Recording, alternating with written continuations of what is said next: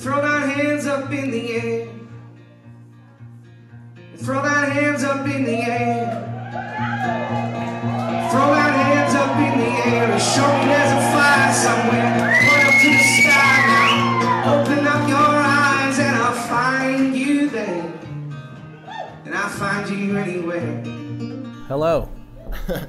I'm Sam Hearn with the Men's Health Archive, and I'm thrilled to be here with Ryan Montbleau. I've been a fan of yours for years now, and you're nice enough to invite me for one of your gigs upstairs tonight at the Narrow Center. Yep. Want to give someone a plug Narrow as well. Center for the Arts in Fall River. Being nice enough to give us the space and the time to do this. Yeah. I was just explaining a bit about how I started a men's mental health nonprofit after I sustained my concussion and my friend passed away to suicide.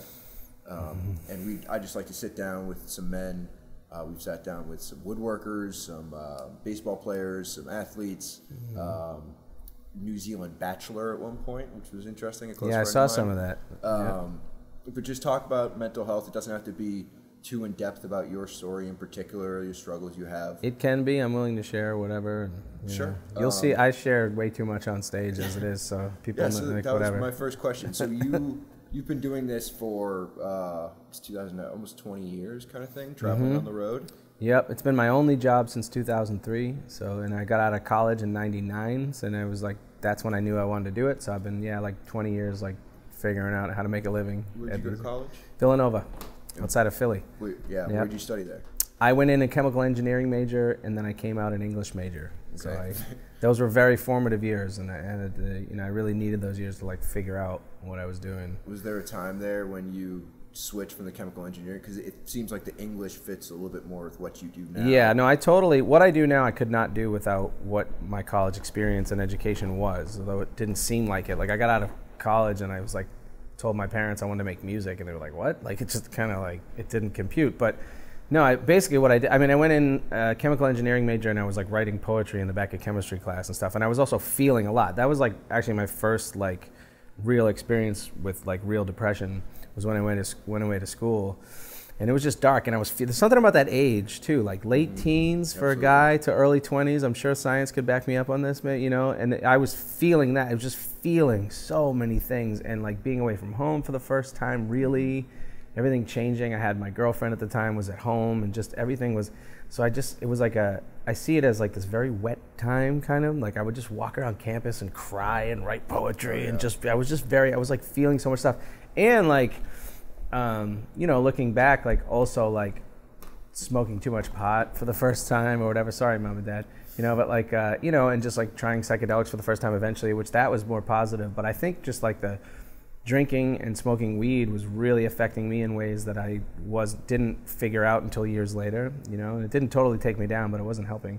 But yeah, I switched to the business school for 3 semesters, like figuring it out, and then I finally switched to English. And then I was like studying poetry, writing poetry. I had been playing guitar obsessively the whole time. Once I went away to college, it was like I had a guitar since I was little, but I was just like, I was so depressed, and I was like listening to the blues, and all I wanted to do was just sit in my room and play guitar for like 10 hours a day, and I did it.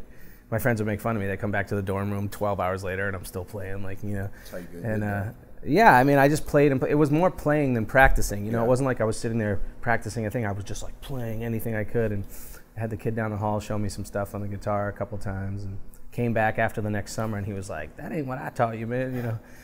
So yeah, just that's where it all kind of came together, and. Did you find that playing of the guitar to be therapeutic though, or was it just kind of you were trying to get some aggression out? Was it coming out at all? I think it was coming. I think writing really took hold as like, in those years, it was when I had a good English teacher in high school, a really good one. My senior year, I kind of lucked out, and that she was like, you can write, and that was the first time I was like, because before that, English was just another subject, but that kind of put the spark in me. And then when I was getting super depressed and just feeling all these things, all of a sudden I had to write, and I would just write pages, or even like if it was small, it would be these condensed feelings into something, and then I started studying this poetry and writing it. So now it's like, I basically make a living from writing. So I forget what the question was, but no, that's good. It seems like a lot of the work that you do. I don't know exactly how to explain the your guitar genre. Yeah, no, but what would you say your genre is? Is it like folk songwriting, kind of a Yeah, I still have trouble describing.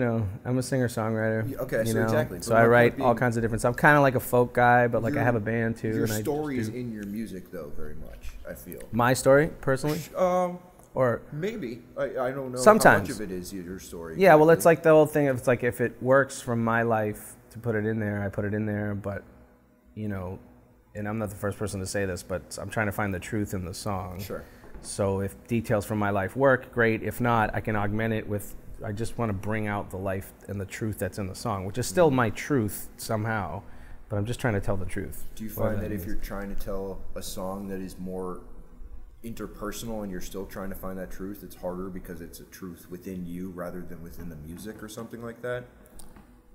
What do you mean? So like harder because it's... Like you're trying to tell your own story, and if you're trying to not get the right feel of the song to represent the emotions within you rather than just expressing something for the love of the music. Like you're trying to express the emotion within or something. Yeah, like well, that. it all kind of goes hand in hand. Like the music starts coming out of me because of the emotion that I feel, and if I'm doing it right, when they really come out, it's almost like the songs are like oozing out. And it usually starts on the guitar, and I hear a melody, and there's like a thing I want to sing. There's like a noise. There's a joyful noise I want to make, or an ache or something. And that just comes out in these kind of tones. And then I have to figure out, like, words will kind of etch out from that. And then I got to go to work and sort of figure out what it's about and sketch it out. But it comes from the feeling, if I don't feel it. I mean, I like songwriting of all kinds. So, like, I write for other people, and that's different because I get to write something I think they want to sing. So it doesn't have to be what I'm going through or something, but I still have to find the truth in it. And it still has to be true. Like, I'm not going to write some bullshit, like hopefully, but yeah, I don't know. Yeah, but the guitar thing too, I was thinking, when I was playing it, like I definitely had stuff that was part of it. You have like, there's something about that age, whether it's like hormonal or like what's going on, but like you just have so many like feelings, and you have to have somewhere to put them. Mm-hmm. Or not everybody, but that was my experience, Mm-hmm.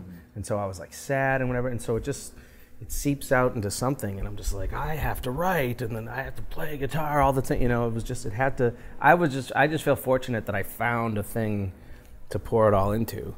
And it took me those 4 years of college. Like I'm blessed, my parents helped me get through school and let me live with them after I went to college, and they helped pay for it, and it was just like, I'm just very fortunate. But I had, at the end of that experience, I was like, I want to make music, because it was like, I was writing and playing tons of guitar, and then I started to sing when I was 21, mm-hmm. and it sort of bubbled up. I had this voice I wanted to get out, and then I started letting it out to myself, and then it was like guitar, voice, words. Okay, I guess I'm like a singer-songwriter.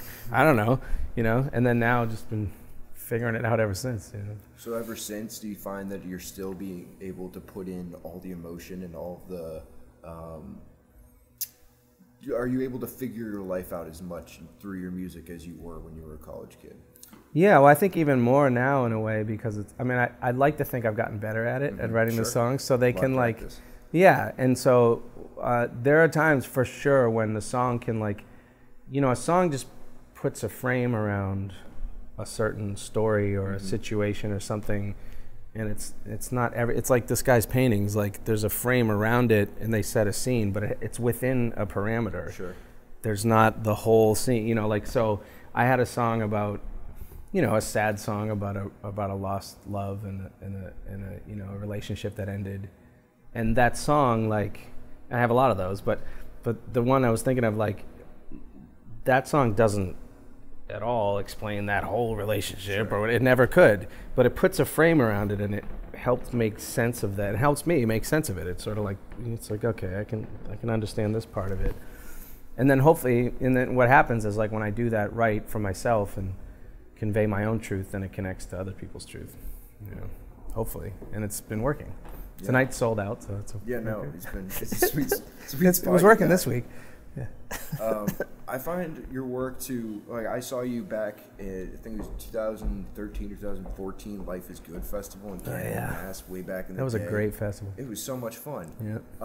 But Life is Good, like, as a company, I always thought of kind of, not whimsical or jokingly, but I used to think worse than that about them, Yeah. but then I love them now. They're great people. I like know those people now, Yeah. so like shout out to the Jacobs. Actually, John Jacobs was at my show the other night. He's one of the brothers who started that company. No, I'm not gonna but say I don't know where you were anything. going. I'm not going to say anything. No, bad. Don't I'm worry. just saying I used to have this weird thing about, I was like, you know, okay, I would see it on the back of a Jeep and be like, Yep. okay, life is good for you because you have a Jeep and that's great, you know, but a half hour in a bar with those two brothers and I was sold for life. I was like, life is good because they really care and they really just want to promote this thing of optimism. I was going to say their concert, it was How Life is positive Good. was that It whole thing? It was like fun and it was not taken over by like drugs or anything No, like it was that. It was parents like with great for young parents, children. great for Oh, kids. If it you want to was get a fun. beer, get a beer. The music was great. It was like the sun was shining. And But it seemed like all the acts they also had kind of embodied the life is good Yeah. principle. for sure. And it seems like your music,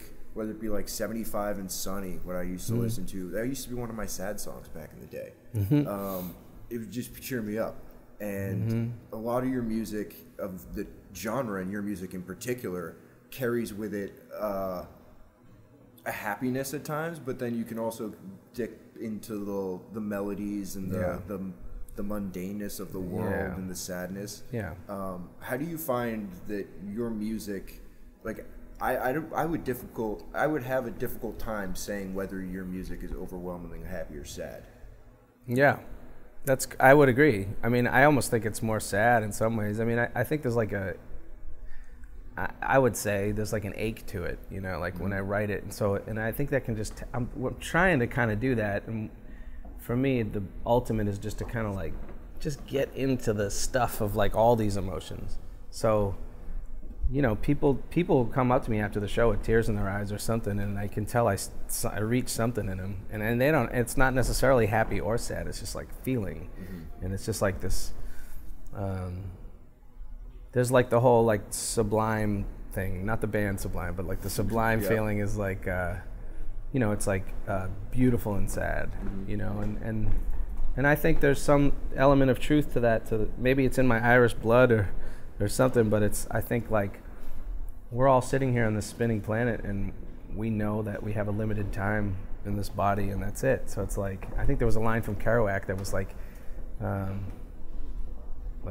I think it was Kerouac, like, how do you act clever in a burning building?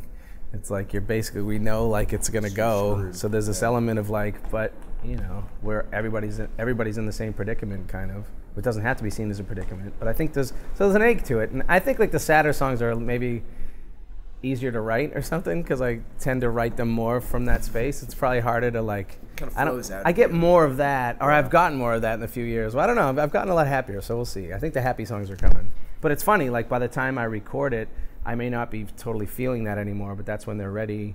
And that's when it goes on a record. Then I have to tour the record, and I have to get into that every night, even though I might be personally in a different place. So what's that like, having to relive all those emotions thousands of times repetitively? Well, I used to joke. I have a song called "Just Perfect." That's like a breakup song I wrote years ago, and I used to joke like, and I meant it. I was like, you know, it took me like 7 years to get over that girl, and I was like, it's because I was singing the damn song about her every night, and I had to do it. But which is partly true, but after a while, I really did get over her, and then I was able to come back to that song just as a song, and I can still perform it, and I still mean it with the emotion and everything, but I don't have to live it, you know. So there's a healthy separation, I think, that goes on. Do you think there's a form of therapy where you just repeat things over and over until it basically becomes, like when you say foot over and over until it becomes a weird word? Do you think there's something to that, of wearing out the emotions of these songs a little bit so that they can kind of register as everyday things rather than emotional? Yeah, it's not. Strokes. I mean, I think that could work, but like, I'm not. It's not so much of a problem for me to like, because it's not like I really have to. I mean, I really, generally, people ask me what my favorite song is to play of mine or whatever, and for me, it literally is like whatever's the newest. That's the closest to my heart. So even if it's sad or whatever, it feels good for me to do that, and sometimes it's a little weird to revisit stuff, but I'm not really. I mean, I'm feeling those emotions, but I'm just kind of wired to do that. I'm a performer, so I can do that, and it's okay. Like if people connect with that song, I want to do it for them, and my job is to connect with it, but I don't have to live it. I don't know. That's a whole conversation, I think, like, because I don't have to relive those songs every time, but I do have to get into it. There are songs I get sick of that, like, you know, I mean, I play 75 and Sunny every single show that I do forever, and I pretty much have to do that because that's that's a blessing. Thanks, man. Like, and I feel good about that song, but I play it over and over and over again. So my job is to, and I know that you get to a point performing where you know, like, where to emote. It's just ingrained, you like, without even thinking about it. Like, I could know exactly where to bring my voice up and where to, like, really sound like it's like there's all this feeling, but I could be thinking about, like, my keys or something, you know, but I have to snap myself out of it and just get into it, because my job is to take responsibility for it and you know what I mean, and get into it. And I don't want to mail it in. I want to, you know, like, I want to feel it. So, and I will, like, learn lessons from my own songs that I forgot about or something. Like, there'll be something I say in a song and I'm like, yeah, man, I really need that lesson right now. So, and I don't take that as even it coming from me. I think this gets into a whole thing, but, like, I think it comes from a source, and we're all just kind of conduits to, like, put stuff out into the world. So sometimes, like, I get messages back that I wrote, but they came from somewhere, and I'll get it back years later and be like, oh yeah, that's a good lesson, cool. Like, I don't know, that gets kind of heady. I find that very interesting, though. You want to get a little bit into that with the conduit? And, sure. So, how would you describe your philosophy? Are you religious at all or anything? I don't know that. I have faith. I mean, I don't talk about it much, but, like, I mean, I was raised Catholic, but we stopped going to church, and so there's, like, that whole thing. But no, I have my own spiritual practices and things that I do, and I make the sign of a cross when I pray because that's what I was taught. It's more of a tradition thing, but I think I think there's a source that we kind of all come from and go back to, and that we're part of, and you know, people have replaced the word God with the word universe, but it's the same thing. Makes sense. And I understand it, because God, that word has gotten so tainted, and so I don't talk a lot about God, but that's essentially what I believe in and what I'm, you know, and you can call it the universe, you can call it love, you can call, you know, but it's something. But you know, I have people close to me that believe completely other things, and who, you know, and I still think it's all one. I still go with my thing, and you know, I don't want to force it on people, but no, I pray and you know, I believe, I have faith, you know. Do you try to practice any sort of meditation or mindfulness or anything like that as well? Yeah, I got really deep into meditation for a few years, especially, and I've been slacking, but lately I've been doing Qigong, which is more of a physical practice, kind of like Tai Chi, but that just started. But I was, I've done, like, Vipassana retreats, or, like, you know, like, or retreats. It's like a course, really. It's like 10 days of silence and meditating 10 hours a day, and those were, like, life-altering.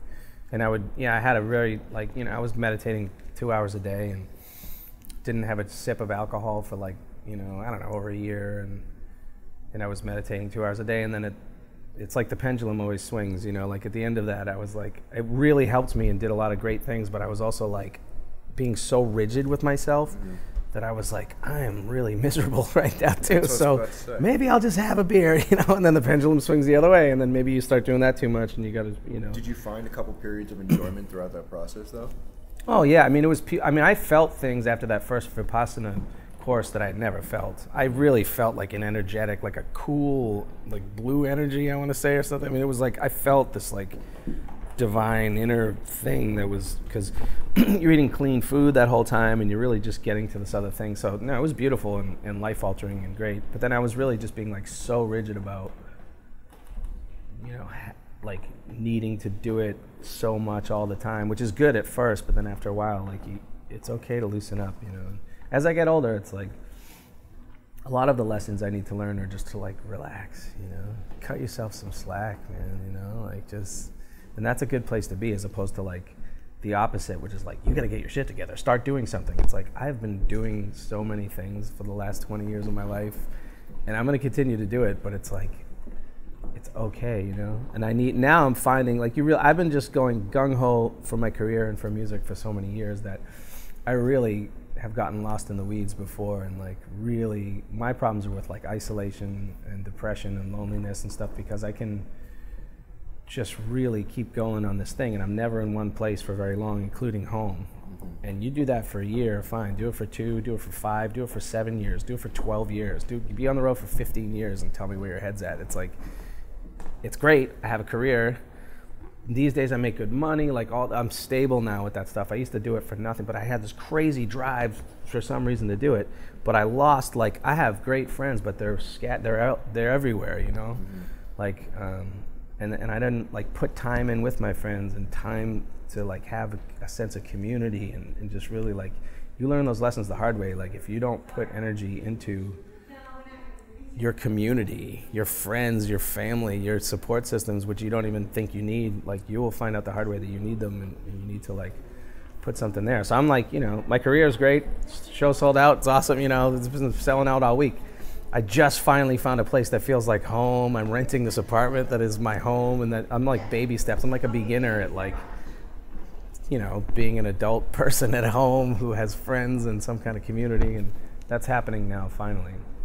But yeah. Through the years of 20 odd years of sitting, I assume, in hotel rooms on the road kind of thing. Still happening. I'll be doing it tonight. That seems incredibly easy. I know the most isolated I ever was in my dorm room at college. You could just shut the door and no one would come in. Yep. How do you get yourself out the door every night to go play a show?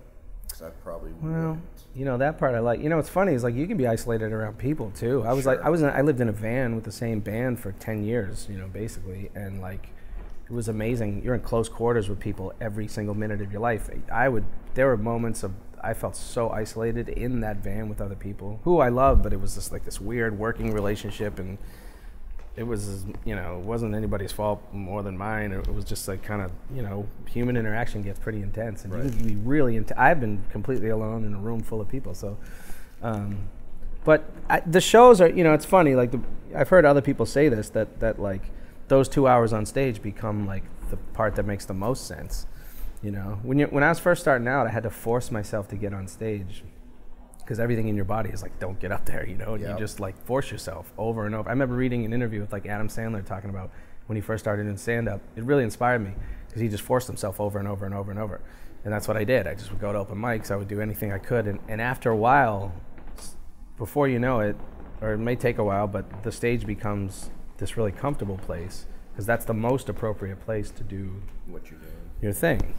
It's really awkward for me to sit in a living room full of friends or something like that and bust out a song. It's that's really hard. That's really vulnerable. But if I get on stage, that's this controlled vulnerability that I can do, and I have a show, and it's me, and I'm in control of my elements, and and I can give it to you. So, I'm thankful to have shows to go to, But some days, it's my job too. So some days I don't want to go to work, but I got to do it, Or some days it's I've had really a few years ago I was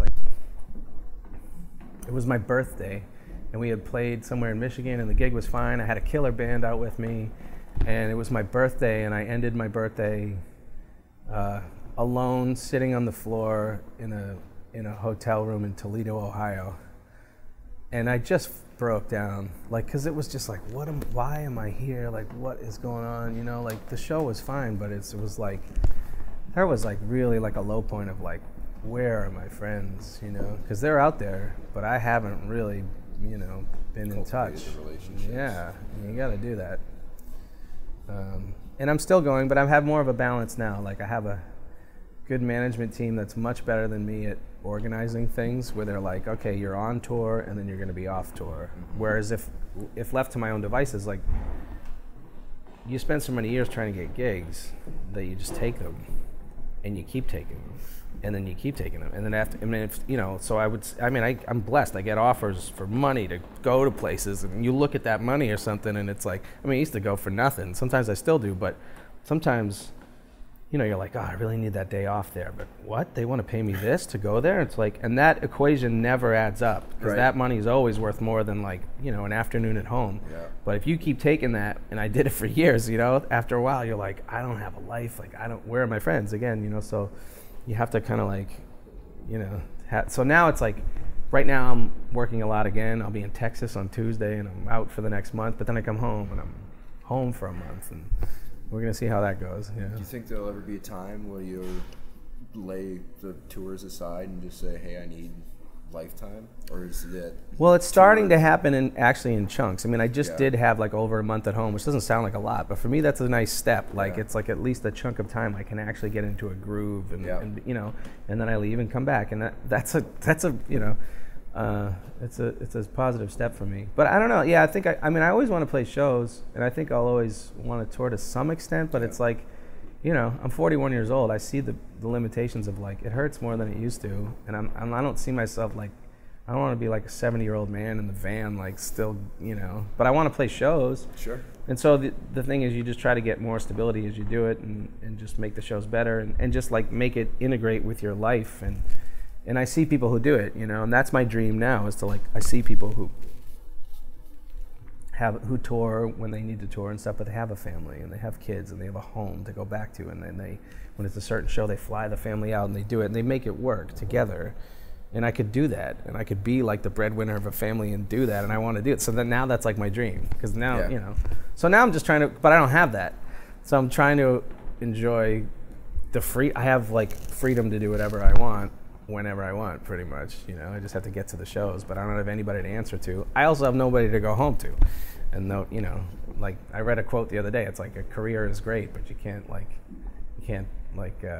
snuggle up with it on a cold night or something like that. It's like, you know, so, you know, pendulum swings. We'll get there. I think you have a great story of finding balance throughout your whole life, though, whether it be throughout your music or meditation or albeit. Yeah, it's all about finding balance, right? It's you're like, very mindful in terms of that you can be going through something and going through the paces and realize that, hey, I'm not happy and change needs to happen. Yeah. I feel like a lot of people, especially that we interview, but that we talk to, change is hard. And your life changes on a nightly basis for...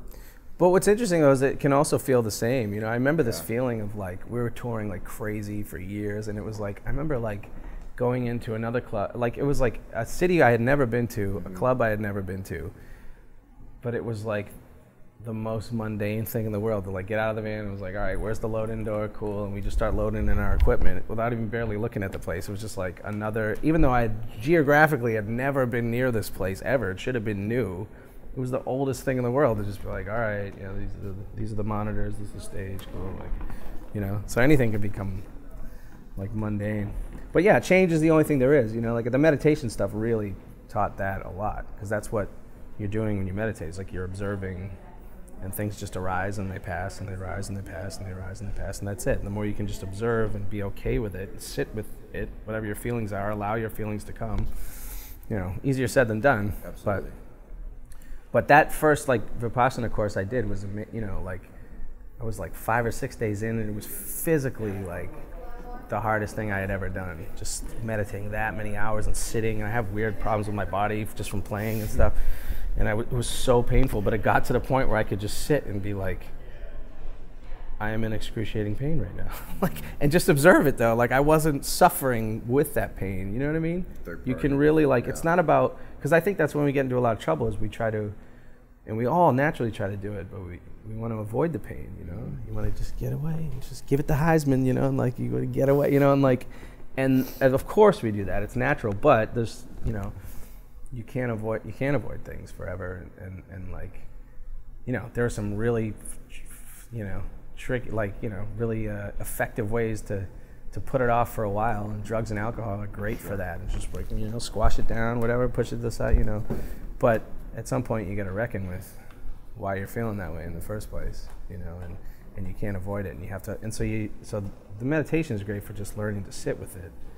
And it's not like, meditation doesn't teach you to like replace your sadness with happiness. It just teaches you to sit with your sadness and form a different relationship with it. And then as you just start letting the light in and observing things do get better, because you're just observing, you're just letting the light get into all the dark places. And that process like never stops, nothing, you know, but here we are. I appreciate it. Do you have anything that you'd say other than your musical outlet? Do you have any tips for anybody you'd give in an isolated or depressed spot?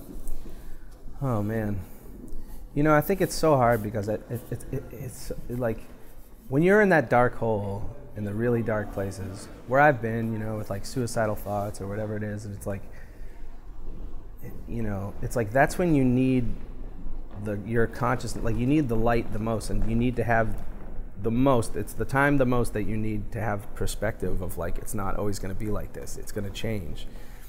And that's also the time when you least have it, because you're in the hole, so you can't see anything. All I see is a bleak future and a bleak past, and I'm in the shitty hole, and that's it, and that's all I see.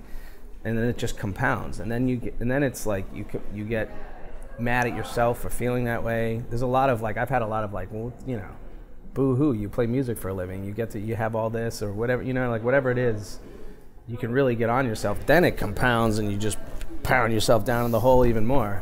But that's when you need like any little bit of light, like any little bit. Like I have a good therapist now who helps me with it, and I can identify like even like there's a certain day after the day I get back from tour, that's my dip day, and I know it's gonna happen now, and it still is painful when it happens, but I just kind of crash and like, but now I know enough to know that's gonna happen. So that's like a tool to just be like, you know, just be heads up about it. But it's like, there's a lot of cliches that are true, you know, like you are not alone. You know, when I'm really down, I'm like, fuck that, I'm fucking alone. How dare you say it? You know, like it's you against the world. But then when you come out to the light, you're like, no, I'm not alone. Wait, we're all connected. It's good. We're, you know. And so just like, I don't know, man. A lot of it is like cutting yourself some slack, you know. And, you know, and it's like, if you're feeling that way, it's not like your fault for feeling that way, and it's like, you know, and you just have to get through it. And it's like having faith that it changes, because it always changes, man. It always rises and falls, and you know, and it'll fall again, and you gotta just like ride the waves, you know. And if you can just hold on like a day or whatever it is, 5 minutes, an hour, like it will change, you know. And then you may go back, and then there's like people, you know, it took me a long time to find a good therapist. I had one who was not good. It's tough, and you don't know. You're going with some random person, especially like, does my insurance cover this? Can I afford this? Whatever. I mean, it took me years to find a situation that I could do, and a great guy, and then it was great. But before that, it was like not good. But there are people who can help you, you know, and just, you know, not bottling it in. I think one of the best pieces of advice I ever heard, I think it was from like Tony Robbins. They asked him that. It was, you can say whatever you want about Tony Robbins, but like, you know, but he was like, he said, yeah, like he's really tapped into like some stuff, but he was like the first thing I would say is like, get out of your head and get into your body, which is hard to do. It's hard to find the motivation when you're in the hole, but if you can do that, if you can even just walk, like go, like Tony Robbins has this like ice cold bath thing that he goes in. It's like 35-degree water or something. It's like, we don't all have that, but that's the thing. Yeah, and then you're like, my body, you know, and then that will take you out of like this. You know, I spend so much time alone that's when I really get into trouble, because I just keep thinking and thinking and thinking and thinking. And then you're in your own echo chamber. So even if I just I don't even want to, but I'm like, all right, I know I need to walk down the street. I'm not a big exerciser, but if you do that, even better. Go work out, go to the gym, go run, do 10 push-ups, anything to like, I don't really do that shit, you know, but like I'll go for a walk, or I'll try to, you know, just be active. I know that's like huge. Yeah, I don't know, just gotta like hold on to the next, or you know what I mean, like it will change. It will change. I think that's a great place to end it. Thanks, Sam. Thanks for letting me ramble on. No problem.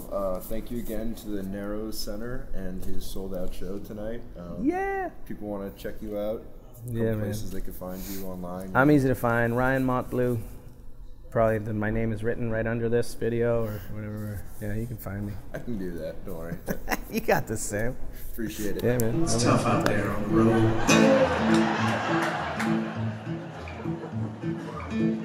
When I was younger, bursting out of bed with that energy, I was like, sugar and milk, mom, sugar and milk, mom. Then I got older. I'm not sure how, but it's happening to me. Standing up here on this stage, think about when I was younger, running down the sidewalk, running full speed down the end of the street, saying, come on boys, we're all digging in China. Oh, but now I'm older, brighter, wise beyond my years. At least I feel that way when I got my hot coffee in a paper cup.